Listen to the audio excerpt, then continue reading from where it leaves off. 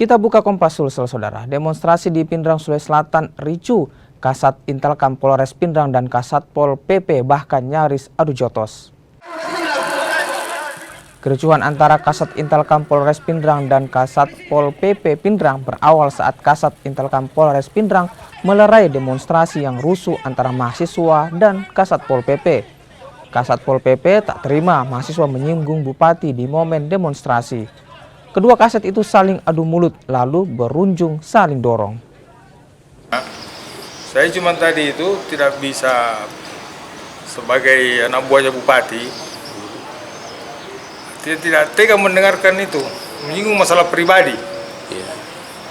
Sudah sekian lama demo, banyak yang demo, aksi demo, wajar mereka demo, saya tidak melarang. Tapi itu, kalau persoalan sudah menyangkut pribadi, kami tidak terima semua.